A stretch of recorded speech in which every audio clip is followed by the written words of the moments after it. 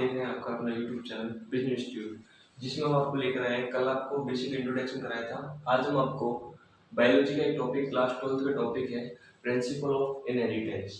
Principle of inheritance होता क्या है, यानी कि वंशागति और विभिन्नताएं क्या होती हैं, उन चीज़ों के बारे में डिस्कस करेंगे। क्लास 12 का टॉपिक है और कौन सा टॉपिक है, चैप्टर नंबर 5 है, उसके बारे में बात करेंगे पूरी कंप्लीट। तो सबसे पहले अगर हम बात करें principle of inheritance and variations, इसका मतलब क्या होता है। सबसे पहले अगर हम बात करें प्रिंसिपल ऑफ, पढ़ते क्या है, इसमें क्या प्रिंसिपल है, क्या उनके बारे में। तो इसके पढ़ने से पहले एक छोटी सी टर्म है, उनको बात कर लेते हैं। तो इनके पढ़ने से पहले एक टर्म आती है जिसमें सबसे पहले अपन जेनेटिक पढ़ते हैं। यानी जेनेटिक का मतलब क्या होता है, यानी कि जेनेटिक क्यों पढ़ते हैं, जेनेटिक का रीजन क्या है इसमें अंदर। यानी कि प्रिंसिपल ऑफ इनहेरिटेंस में जो principle of inheritance and variations है, इसमें जेनेटिक्स का क्या इंपॉर्टेंस है, क्यों पढ़ते हैं जेनेटिक्स को इसके अंदर। तो इनमें सबसे पहले अगर हम बात करें जेनेटिक्स क्यों पढ़ते हैं, इसका रीजन क्या है कि जेनेटिक्स जो होती है उसके अंदर ही इनहेरिटेंस आता है और उसके अंदर क्या आता है, वेरिएशंस आता है। कैसे आता है बोलता हूँ आपको, देखो कैसे आता है। जेनेटिक जो होता है, जेनेटिक किस चीज से मिलकर बनी होती है। पहली बात तो इनहेरिटेंस,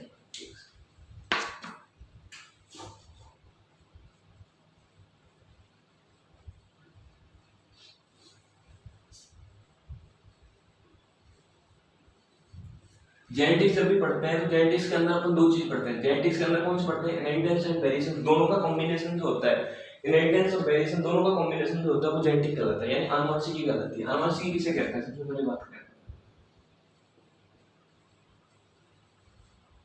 आनुवंशिकी किसे कहते हैं। आनुवंशिकी किसे कहते हैं, यानी कि अपन यहाँ पे आंसर दें इसका, सीधा सीधा परिभाषा दें, द स्टडी ऑफ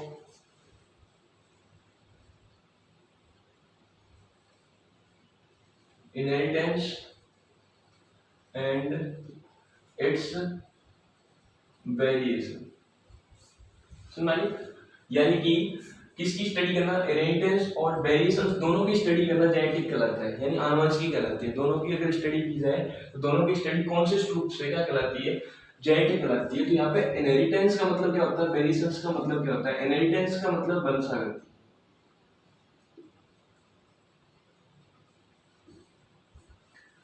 और वेरिएशंस का मतलब विभिन्नताएं।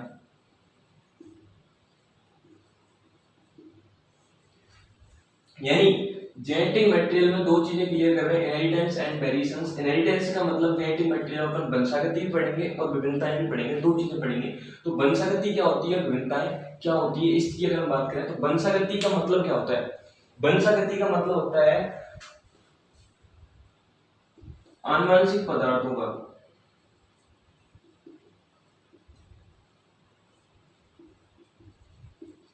आनुवंशिक पदार्थ या लक्षणों का, सॉरी, आनुवंशिक लक्षणों का एक पीढ़ी से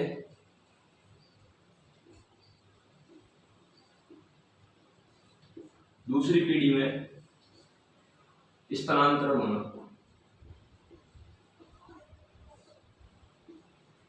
क्लियर। वंशागति क्या कहलाती है, आनुवंशिक लक्षण जो है उनका एक पीढ़ी से दूसरी पीढ़ी में स्थानांतरण होना, एक पीढ़ी से दूसरी पीढ़ी में जाना, क्या कहलाता है, वंशागति कहलाती है।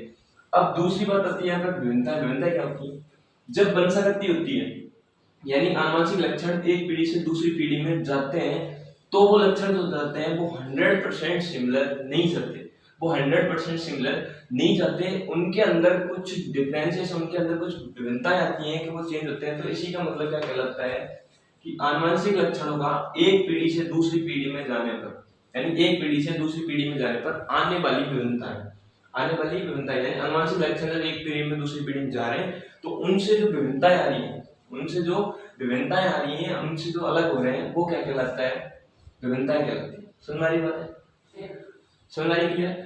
दूसरी लैंग्वेज अपन क्या कहें कि विभिन्नता जो होती है, विभिन्नता की अलग अलग जाति की बात नहीं करेंगे, यहाँ पे एक ही जाति के सदस्य के बीच बात करेंगे। ऐसे नहीं आप एक ह्यूमन को ले लिया एक दूसरे एनिमल को, ऐसे नहीं लेंगे, यानी कि एक ही जाति। मैं मोस्ट इंपोर्टेंट वर्ड है यहाँ पे, वन स्पीशीज ओनली, एक ही स्पीशीज ली जाएगी, एक ही जाति के जो सदस्य होंगे, एक ही जाति के सदस्य, उनके बीच क्या विभिन्नताएं आ रही है।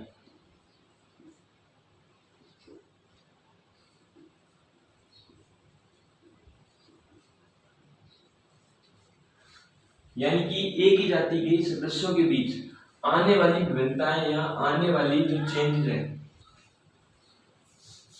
एक ही जाति यानी कि एक ही जाति के सदस्यों के बीच आने वाली असमानताएं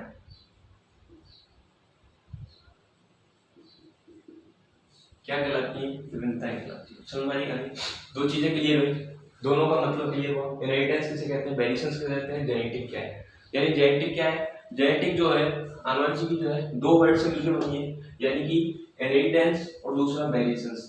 इनहेरिटेंस क्या है, वेरिएशंस क्या है, तो इसकी अगर स्टडी करें यानी इसकी डेफिनेशन देखी जाए, the study of inheritance and variation, इन दोनों की स्टडी करना क्या कहलाता है, जेनेटिक मैटेरियल कहलाता है। ठीक है, जब भी देखना एक पीढ़ी से दूसरी पीढ़ी में, एक पीढ़ी से दूसरी पीढ़ी में जो भी ट्रांसफर होता है वो आनुवंशिक मैटेरियल या आनुवंशिक पदार्थ ट्रांसफर होता है। आनुवंशिक पदार्थ कौन सा होता है, डीएनए, आरएनए। मेनली दो आनुवंशिक पदार्थ लिए जाते हैं, बाकी और भी है, लेकिन दो कौन से, आरएनए एंड डीएनए। हमारे अंदर जो ट्रांसफर होता है वो होता है आरएनए, वायरस के अंदर जो प्रेजेंट होता है, सॉरी हमारे अंदर जो होता है वो होता है डीएनए, और वायरस के अंदर जो प्रेजेंट होता है वो होता है आरएनए। जितनी भी डिजीज है अगर वो आरएनए के थ्रू ट्रांसफर हो रही है तो बहुत ही घातक डिजीज होंगी। घातक डिजीज कैसे होंगी, जैसे कि एट प्रेजेंट में कोरोना चल रहा है, एट प्रेजेंट में क्या है, कोरोना। कोरोना किससे फैल रहा है, वायरस से फैल रहा है। तो वायरस जो है मैंने क्या था, जेनेटिक वायरस के अंदर जो जितने भी वायरस है उनके अंदर जेनेटिक मटेरियल कौन होता है, आरएनए। तो आरएनए के थ्रू जो डिजीज हो रही है बहुत ही घातक होंगी, और डीएनए के थ्रू जो डिजीज ट्रांसफर होती है बहुत ही ज्यादा घातक नहीं होती, नॉर्मल होती है। ठीक है, यहाँ पर अगर बात करें एंटाइसिन वंशागति, वापस वंशागति होती है आनुवंशिक लक्षणों का एक पीढ़ी से दूसरी पीढ़ी में जाना, यानी स्थानांतरण होना क्या कहलाता है, इनहेरिटेंस कहलाता है। वेरिएशंस क्या है, कि विभिन्नताओं का एक जाति के सदस्यों के बीच आने वाली असमानताएं, एक ही जाति के सदस्य हैं उनके बीच क्या असमानताएं आ रही है, उसको क्या कहते हैं, अपन वेरिएशंस कहते हैं। ठीक है, अब वेरिएशंस भी होते हैं, जो वेरिएशंस आपके यहाँ पे दिए गए हैं, ये वेरिएशंस जो है ये भी आपके आगे दो टाइप के, तो एक बार इसको स्क्रीनशॉट लो फिर आगे बात करते हैं। ठीक है, तो नेक्स्ट हम बात करते हैं यहाँ पे, नेक्स्ट अपन बात करें विभिन्नताएं जो होती हैं वो आगे दो टाइप की होती है। कौन कौन सी, जर्मिनल या जिसको बोलते हैं ब्लास्टोजेनिक। ठीक है, या इसको हिंदी में बोले जनिक। ठीक है, दूसरी होती है सोमेटिक, या इसको बोलते हैं हिंदी में कायिक। ठीक है, दो प्रकार की होती हैं जो विभिन्नताएं होंगी, वो जर्मिनल ब्लास्टोजेनिक या उसको बोलते हैं सोमेटिक। ठीक है, ये दोनों क्या होती हैं, जनिक, जनिक मतलब ऐसी विभिन्नताएं, जनिक मतलब क्या कहेंगे, ऐसी विभिन्नताएं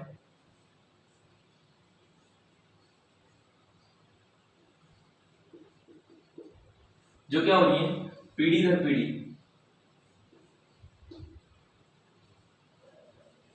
क्या हो रही है, स्थानांतरण हो रही है। ऐसी विभिन्नताएं जो पीढ़ी दर पीढ़ी क्या हो रही है, स्थानांतरण हो रही है या वंशागत हो रही है, तो उसका नाम क्या लिखोगे इसका, ठीक है, क्या हो रही है, वंशागत हो रही है, उनको क्या कहेंगे अपन, जर्मिनल यानी जनिक। दूसरी होती है सोमेटिक, दूसरी क्या होती है आपकी सोमेटिक। सोमेटिक किसे कहेंगे, ऐसी विभिन्नताएं जो सतत या फिर पीढ़ी दर पीढ़ी ट्रांसफर नहीं हो रही। ठीक है ना, जो पीढ़ी दर पीढ़ी वंशागत नहीं होती।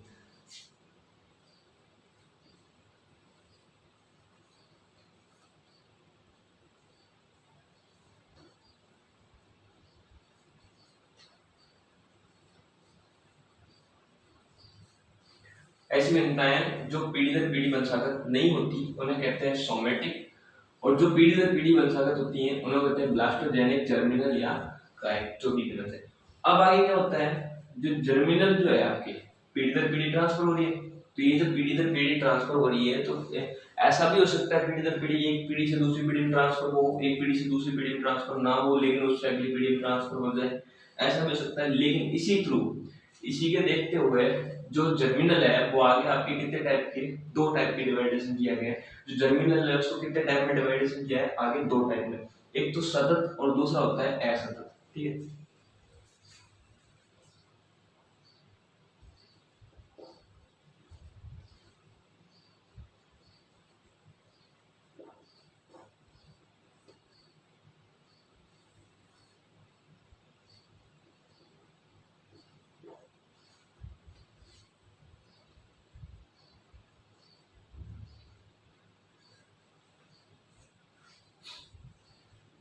दो है यहाँ पे जर्मिनल जो होती है वो आगे, जर्मिनल ब्लास्टोजेनिक जो होती है वो आगे दो टाइप की है। कौन कौन सी है? एक तो सतत होती है और दूसरी होती है असतत। सतत किसे कहते हैं, असतत किसे कहते हैं? ऐसी विभिन्नताएं जो क्रॉसिंग ओवर के थ्रू क्या हो रही है, पैदा हो रही है। यानी ऐसी विभिन्नताएं जो क्रॉसिंग ओवर की वजह से विभिन्नताएं आ रही है। सतत कौन सी होंगी? जो क्रॉसिंग ओवर की वजह से विभिन्नताएं पैदा हो रही है, यानी जीन की वजह से क्या हो रही है, जीन के क्रॉसिंग ओवर करने की वजह से क्या हो रही है, विभिन्नताएं पैदा हो रही है। जीन भिन्न हो रहा है आपस में, उसकी वजह से क्या हो रहा है, यहाँ पे एंडिंग लिखें, जीन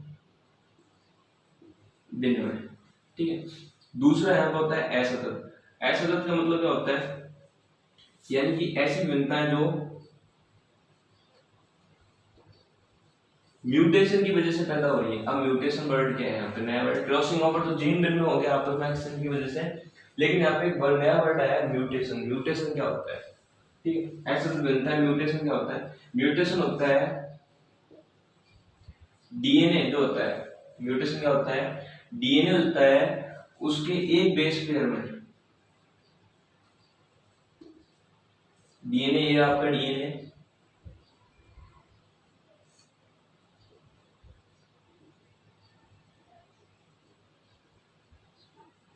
ठीक है। यानी कि डीएनए जो होता है इसके एक बेस पेयर में, ये जो बेस पेयर है इसके एक बेस पेयर में सडन क्या होना, चेंज होना। सडन क्या होता ना, चेंज आना, क्या कहलाता है, म्यूटेशन कहलाता है। यानी कि डीएनए के जो बेस पेयर है उनके अंदर क्या होता है ना, एक बेस पेयर के अंदर, उसको कहते हैं पॉइंट म्यूटेशन।